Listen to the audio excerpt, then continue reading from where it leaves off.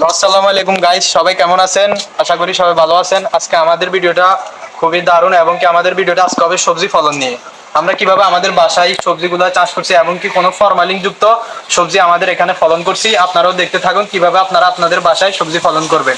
তো আমরা ভিডিওটা শুরু করি, আর সবাই ভিডিওটা দেখতে থাকুন। এটা হচ্ছে আমাদের বাসার মরিচ গাছ। এটা হচ্ছে খুবই ইন্টেরিয়র একটি মরিচ গাছ। এটাতে কোনো ফরমালিন নাই। তো আপনারা দেখুন, আমরা এগুলা কোন সময় আমরা এগুলা গেরাদি রাখি এমনকি আমরা ঢেকে রাখি যেন পোকা থেকে বাঁচার জন্য। আমি আপনাদেরকে একটি খুলে দেখাচ্ছি, আপনারা দেখুন।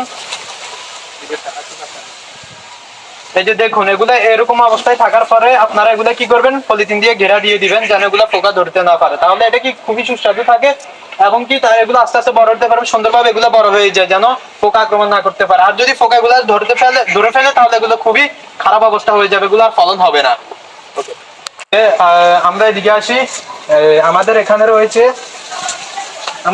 রয়েছে পুঁই শাক। পুঁই শাক গুলো আমরা এভাবে রোপণ করে থাকি।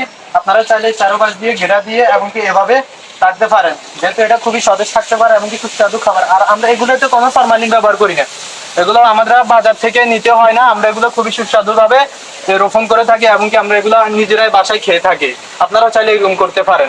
এদিকে আসি, আমরা একটু এদিকে আসি।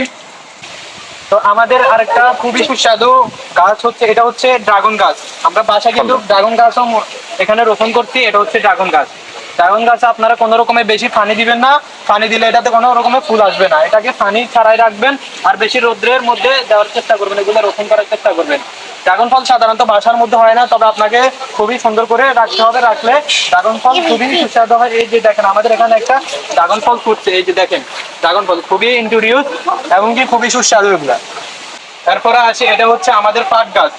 পাট গাছ সাধারণত বাসার মধ্যে রোপণ করবেন, কারণ পাট গাছ তো বাংলাদেশের উন্নয়নশীল একটি পাট গাছ, কারণ এটা হচ্ছে বাংলাদেশে অনেকটা রপ্তানি করা হয়। তো আপনারা চেষ্টা করেন পাট গাছগুলো বেশি বেশি করে রোপণ করার।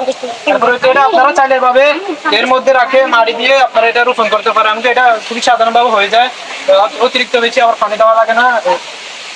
আর এগুলো হচ্ছে আমাদের ফুল গাছ। এটা হচ্ছে আমাদের ফুল গাছ। আমরা আমাদের বাসার ভিতরে ফুল গাছ রোপণ করছি এবং কি খুব সুন্দরভাবে এগুলো উঠে গেছে। আপনারা তাহলে বাসার আঙিনায় পাশে দিয়ে আপনারা ছাদের মধ্যে এগুলো রোপণ করতে পারেন এবং কি সাধারণভাবে এগুলো উঠে যায়। তারপরে আমাদের এটা হচ্ছে বায়ুম গাছ। বায়ুম গাছ, এটা হচ্ছে বড় বায়ুম গাছ। আমরা বায়ুম গাছ রোপণ করছি।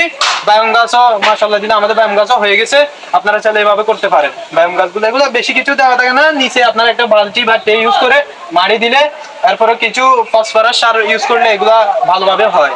আমরা গমও রোপণ করছি, গম হয়েছে মাশাআল্লাহ, আমাদের সবকিছু ভালোভাবে হয়েছে। আমরা খুবই কষ্ট করছি এগুলো নিয়ে এবং কি দিন শেষে আমরা ইনশাআল্লাহ সফল হয়েছি। সবাই আমাদের জন্য দোয়া করবেন যেন আমরা এগুলো ভালোভাবে আরো রোপণ করতে পারি।